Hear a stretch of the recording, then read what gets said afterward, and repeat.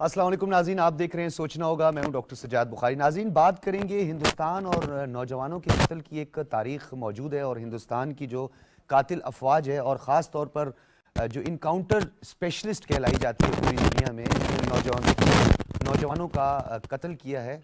इस हवाले से हम मज़ीद भी बात करते हैं, ब्रेक लेंगे और ब्रेक के बाद आपसे तफसीलन इस हवाले से गुफ्तगू करेंगे।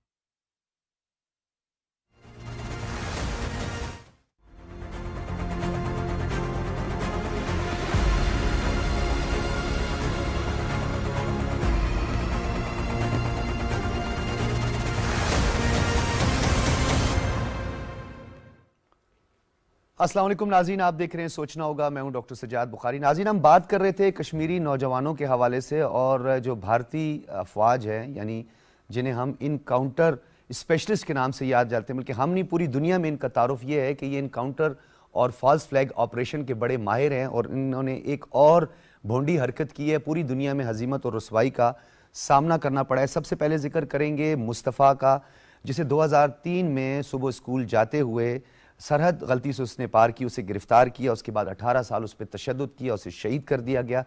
उसके बाद इसी अफवाज ने गलती से LOC क्रॉस करने वाले 5 नौजवान जो कि जड़ी बूटी की तलाश में थे, उन्हें गिरफ्तार करके उनको दहशतगर्द डिक्लेयर करके with the help of Indian media उन्हें भी शहीद कर दिया गया।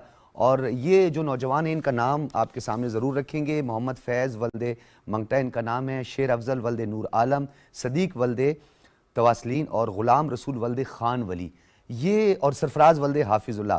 ये इनकी उम्र 40 साल थी, यानी 33 से 40 दरमियान, और एक नौजवान की उम्र 26 साल थी। इन्हें शहीद कर दिया गया। ये न सिर्फ हिंदुस्तान का मीडिया बल्कि RSS के गुंडे जो फ़ौजी लिबास में मलबूस ये सब कुछ कर रहे हैं, इन पर एक पुरस्रार और एक मुजरिमाना खामोशी बैनुल अक़वामी दुनिया ने क्यों इख्तियार की हुई है, इसके लिए क्या हिकमत अमली होनी चाहिए, इस पे बात करेंगे। और प्रोग्राम के दूसरे हिस्से में हम बात करेंगे जो गैर मुल्की और गैर कानूनी मुकीम हैं पाकिस्तान में, उनके लिए सिर्फ 3 दिन रह गए हैं और हुकूमत ने जो सेंटर्स कायम किए हैं उन्हें मज़ीद मुतहर्रिक कर दिया गया है और 31 अक्टूबर तक न जाने वालों को मुल्क बदर कर दिया जाएगा। दूसरे हिस्से में हम इस पर बात करेंगे। अपने मेहमानों करवाते चलें। इस्लामाबाद स्टूडियोज़ में नासिर अली खान साहब हमारे साथ मौजूद हैं, फॉर्मर इन्वेस्टर हैं, बहुत शुक्रिया आपकी तशरीफ़ आवरी का। ओन शिराजी हमारे साथ मौजूद हैं, सीनियर साफ़ी तज्ज़ियाकार, बहुत शुक्रिया।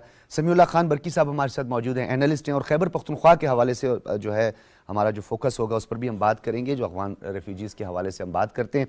डॉक्टर शाजिया चीमा ने हमें ज्वाइन किया है स्काइप से, आप बैनुल अक़वामी उमूर की माहिर हैं। डॉक्टर साहबा, आपका भी बहुत बहुत शुक्रिया। इन्वेस्टर साहब, आपसे गुफ्तगू का आगाज़ करते हैं। हर मुल्क की अपनी एक आइडेंटिफिकेशन होती है, उसकी अपनी एक पहचान होती है। ये अनफॉर्चुनेट कहेंगे हमारा नेबर है, तो इसकी पूरी दुनिया में फॉल्स फ्लैग एक्सपर्ट्स और इनकाउंटर स्पेशलिस्ट के नाम से इनकी जो है वो, और फिर एक सुबकी हुई है, हजीमत का सामना किया है बैनुल अक़वामी सतह पे। इस क्या मुहर्रिकात हैं, अचीव क्या करना चाहते हैं RSS? देखिए, सबसे बड़ी बात तो ये, जब से ये BJP की गवर्नमेंट आई है, उन्होंने जो वादे किए थे ख़ास तौर से गरीबों से, वो क्योंकि वो ना पूरा कर पाए, तो उन्होंने अटेंशन डाइवर्ट करने के लिए एक दुश्मन ढूंढना था और उसमें मुसलमानों के ऊपर तशद्दुद पूरे इंडिया के अंदर ये एक रिवायत बन गई, जिसके अंदर हुकूमत जो है वो अपनी आंखें फेर लेती है और इस किस्म के RSS के गुंडे और जो हिंदुत्वा पे यकीन रखते हैं वो लोग आके तरह तरह के मुजालिम, आपने देखा होगा पब्लिक लिंचिंग होती है, गोश्त खाने पे लोगों को पकड़ा जाता है, लोगों के घर गिराए जाते हैं, ये सब चीज़ें, इनसे इनको एक्चुअली जो वो हिंदू तबका है जिसको के ये वादे जिनके पूरे नहीं कर पाए, उनको एक दूसरे रास्ते पे लगा दे। बिल्कुल, और बेरोजगारी हमारे असल दुश्मन जो है ये मुसलमान हैं और अगर ये ना करें तो इनको पाकिस्तान चले जाना चाहिए। तो इस किस्म की चीजें जो है ना, ये एक सियासी खेल है। और 2019 में जो इनके इंतखाबात हुए, इसमें एक तरीके से ये कामयाब हुए क्योंकि इन्होंने डिवाइसिवनेस, बांटना लोगों को, उसमें कामयाबी से एक अटेंशन जो है वो डाइवर्ट करा दिया उन लोगों का कि वो जो पूछ सकते थे कि जनाब वो जो 2014 में आपने वादे किए थे उसका क्या हुआ, उनमें से कितने वादे पूरे हुए हैं।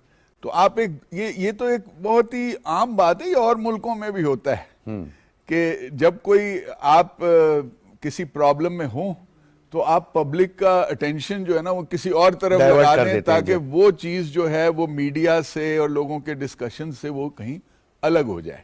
लेकिन इतना एक्सट्रीम पे जाके इन्वेस्टर साहब, why, what is the reason behind? देखिए, यानी इतना शिद्दत से जाके, और पूरी दुनिया को इसका इदराक क्यों नहीं है? दुनिया कहती है जी दुनिया की सबसे बड़ी डेमोक्रेसी जो है वो इंडिया है। हाँ। अब हमें वो एक्सपोज करना चाहिए उनको।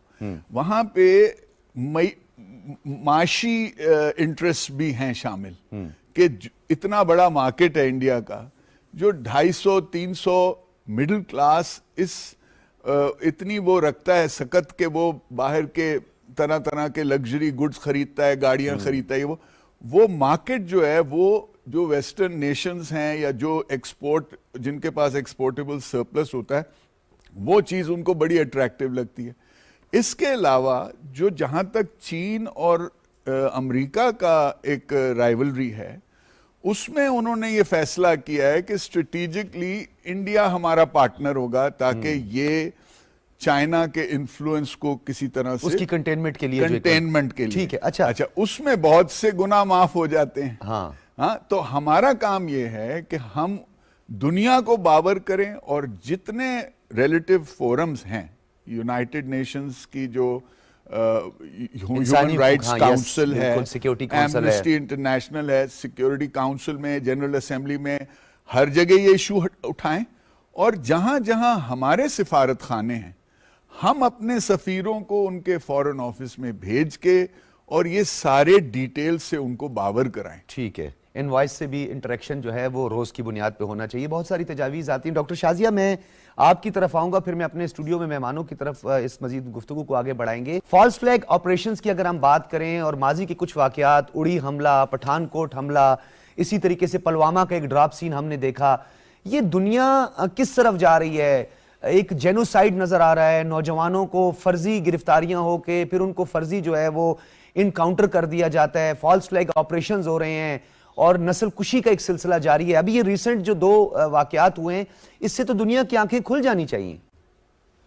डॉक्टर साहब, ये जो इंडिया मॉडल फॉलो कर रहा है यूथ को टारगेट करने का, ये बहुत पुराना है। ये ज़माना कदीम से यही चला आ रहा है कि आपने अगर किसी कौम को, किसी आबादी को, किसी सोसाइटी को अगर आपने ज़हनी तौर पे कमज़ोर करना है तो आप उसकी यूथ को टारगेट करें। तो उससे होगा ये कि जो बच्चे हैं उनके लिए इबरत का निशान बन जाएगा और जो बूढ़े हैं उनकी हिम्मत टूट जाएगी। तो हमेशा आप टारगेट अपना यूथ को रखें। यही एक्सपेरिमेंट हम इसराइल में भी देखते हैं कि टारगेट आपका हमेशा जवान है।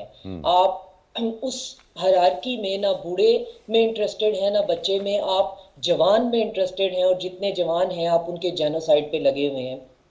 एक तो ये साइकोलॉजिकल वॉरफेयर में बहुत काम आता है कि बूढ़े जो हैं, जो कि अपना टाइम अब उस भरोसे पे गुजार रहे होते हैं कि इन नौजवानों ने हमारे लिए कुछ करना है, बच्चे जो हैं वो देख रहे होते हैं कि ये हमारा मुस्तकबिल है।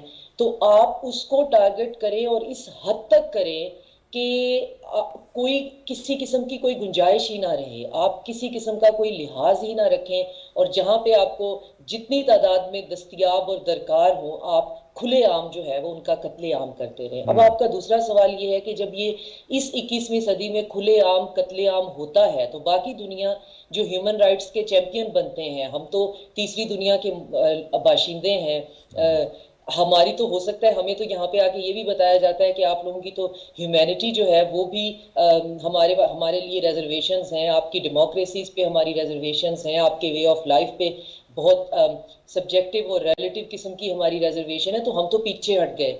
ये जो ह्यूमन राइट्स के चैंपियन हैं, ये इस पे आंखें कैसे बंद कर लेते हैं? इनकी सिलेक्टिव ब्लाइंडनेस यहाँ पे आके कहाँ चली जाती है जहाँ पे उनको एक पूरी एथनिसिटी का जेनोसाइड हो रहा है और उनको दिखाई नहीं देता है।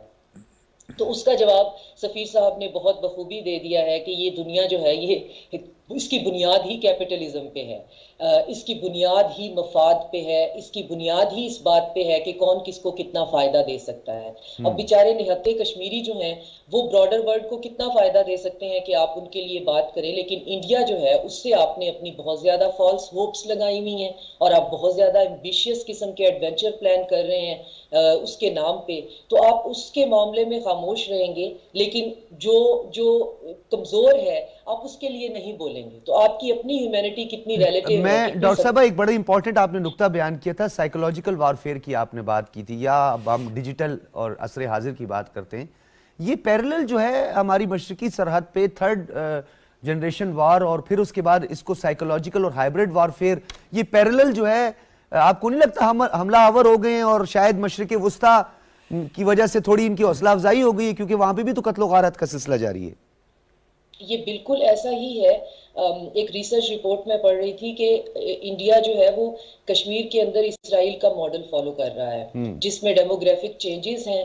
पहले तो पॉलिटिकल रिप्रेजेंटेशन को वीक करना है, जैसे पीएलओ के साथ हुआ, आप उनकी पॉलिटिकल रिप्रेजेंटेशन को वीक कर दें ताकि वो किसी भी प्लेटफॉर्म पे आके बात ना कर सकें, और जो उनको रिप्रेजेंट करने वाला है उसको आप मीडिया के ट्रायल के थ्रू आप उसे टेररिस्ट बना दें। जैसे कि हमास को और हिजबुल्लाह को आपने पहले फलस्तीन की पॉलिटिकल रिप्रेजेंटेशन के टुकड़े टुकड़े किए, जब उनकी आवाज उठाने वाला कोई नहीं रहा तो जो उनकी उंगली पकड़ने वाला है आप दुनिया भर में उसको बना दें दहशतगर्द। यही मॉडल कश्मीर में फॉलो हो रहा है, और फिर दहशतगर्दों के साथ कौन बात करता है और कौन निगोशिएट करता है, और फिर पूरे यूरोप और अमेरिका में ये नैरेटिव बेचें कि ये लैंड डिस्प्यूट है और यहाँ पे दहशतगर्द लैंड ग्रैबिंग। डॉक्टर शाजिया, मैं आपसे इसमें एक और चीज, फिर मैं ओन शिराजी की तरफ भी जाऊंगा। जायनिस्ट का उरूज था, पूरी दुनिया मुत्तहद हो गई, कहा जी जायनिज्म का उरूज आ गया, फिर उसके बाद हमने व्हाइट सुप्रीमेसी को देखा, व्हाइट सुप्रीमेसी चलती रही, अब हिंदुत्व का राज है। तो ये दुनिया के लिए कोई एजेंडा नहीं है, या ये दुनिया के लिए कोई खतरा दुनिया इसको नहीं समझती है? इस पे एक टॉक हो रही थी एक फ्रेंच टीवी पे, और बड़ी इंटरेस्टिंग उस पे एक साहब ने बात की। उन्होंने कहा कि यूरोप का और खास तौर पे जो वाइट मेंटेलिटी है उसका मसला ये है कि जब तक किसी भी एथनिसिटी के आखिरी 5 लोग नहीं बच जाते इनका ज़मीर नहीं जागता, और जब 5 बच जाते हैं तो फिर ये उन पे डॉक्यूमेंट्रीज से लेकर मेन स्ट्रीम फिल्में तक बनाने लग जाते हैं, और फिर ये कहने लग जाते हैं वो हमने तो रेड इंडियन के साथ बहुत जुल्म कर दिया, हमने तो स्लेवरी में ये कर दिया। तो उसका ये कहना था कि आप मारो, कितने फलस्तीनियों को मारोगे, और मुझे पूरी उम्मीद है कि जब आखिरी 5 फलस्तीनी बच जाएंगे तो फिर यूरोप का ज़मीर जाग जाएगा।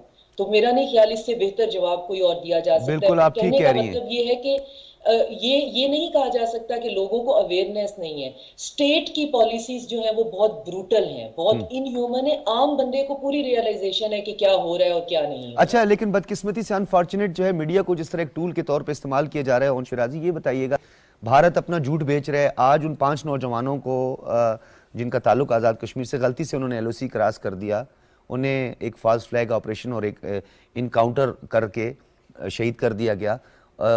वो एक झूठा प्रोपेगेंडा हिंदुस्तान कर रहा है। हम सच बताने से हमारे कलमकार, बदकिस्मती से I am starting with my self, कि हम जो कलमकार और अहले साफत से जुड़े हैं, हम इसको क्यों इतने प्रायोरिटी नहीं दे रहे, फोकस नहीं है हमारा। अच्छा डॉक्टर साहब, इशू ये है कि बतौर जर्नलिस्ट मैं ये कहूँगा कि आप देखें कि आपका कितना कंटेंट जो होता है एक प्राइवेट TV चैनल पे, आप लोकल सियासत से निकल के आप